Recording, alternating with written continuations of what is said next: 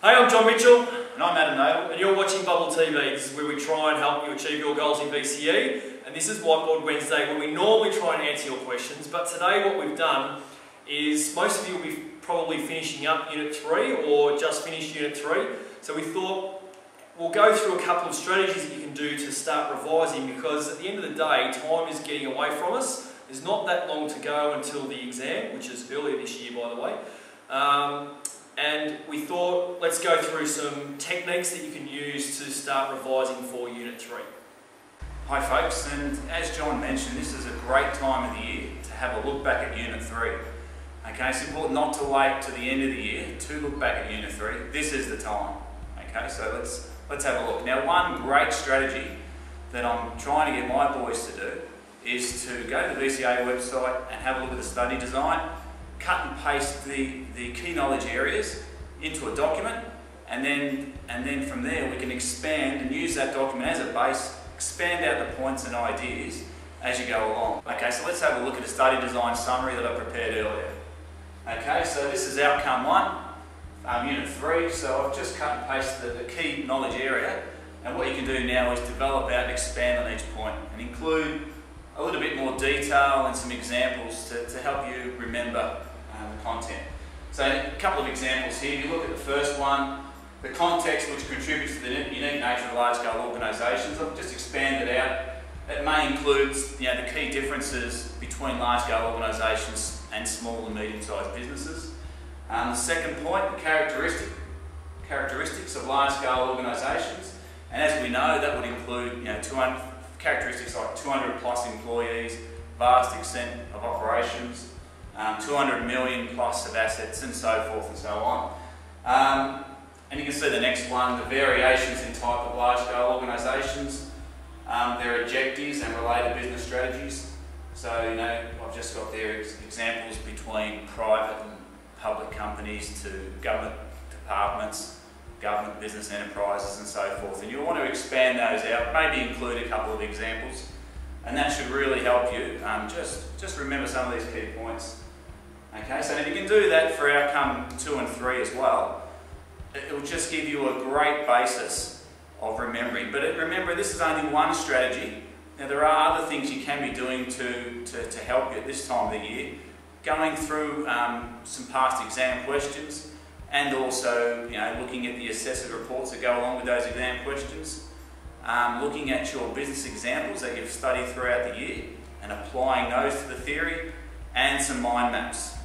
Okay, so as Adam mentioned, another strategy is to use mind maps. And so what that can actually do is help create connections in your head of how the different content links to each other. It's also a really good tool to consolidate your learning into, so all your notes, what you'll find, many of you will probably have like an exercise book or loose leaf paper where there's just notes and notes and notes, and getting them onto one sheet or a couple of different sheets can really help consolidate that actual content, so that you haven't then just got hundreds of pages to read through. So to give you an example, I'm just going to use operations management, because most of you have studied that recently.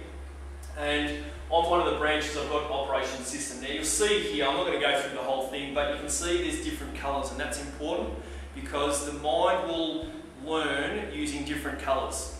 Alright? So if we go next, then obviously from operations system I've got inputs, processes and outputs, and I'll just expand that a little bit so you can see, and then I've gone through some different inputs, so there's 6 key elements of inputs, processes, just an example there, and the outputs obviously the final good or service. Now another thing that I've done there is added pictures in, because for you visual learners that will really help hopefully stimulate content when you think of a picture, and so that can help you regurgitate information. And so going back, then we can go into facilities layouts, and I've got some examples there, so we're just expanding there. And obviously a product layout, high volume, low variety type thing, process layout, where it's looked at for batch production, and then a fixed position where you've got your construction sites, etc. So you can obviously, there's a couple of ways to go about this then. You can expand that out into all 4 different areas and all the rest of the content operations management, or you can start to go in here, where here I've got operations manager, but then I'm starting to link different elements of the course. So if we look here, then I've got what skills are required. So we're looking now at outcome 2 in Unit 3. And so communication, problem solving, delegation, negotiation, and obviously there's many others that you could use there. So here, although we're still talking about operations management, we're now starting to link different content in from different parts of the course. And again, if I go again, then from here, if we go into communication, there's obviously two-way and one-way communication that can be used. And then that leads us into the actual management styles, where we've got participating consultative that use two-way communication, and autocratic and persuasive that use one-way communication. So that's another way that you can go about it, and that can just let your mind wander and try and link different parts of the course together. Important things, use different colours because that will help you learn. Use different colours for different categories and different topics, and use pictures where you can, because that will then help you actually consolidate that learning and just relate it to an image, and all of a sudden all this content will flow out of you, hopefully. So hopefully those two strategies that we went through will really help you go through your revision for Unit 3.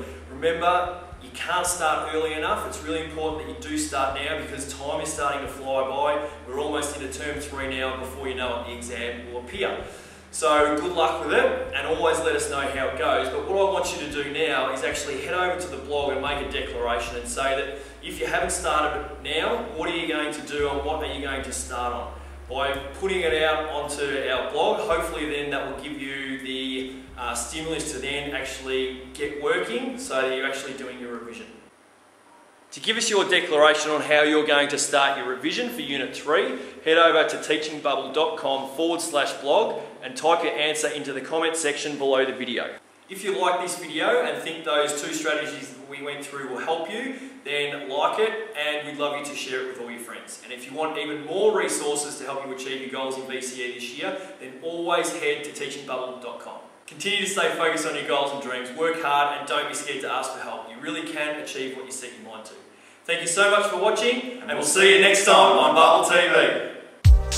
Revision lectures are coming up. Want in? For more information, come over to teachingbubble.com.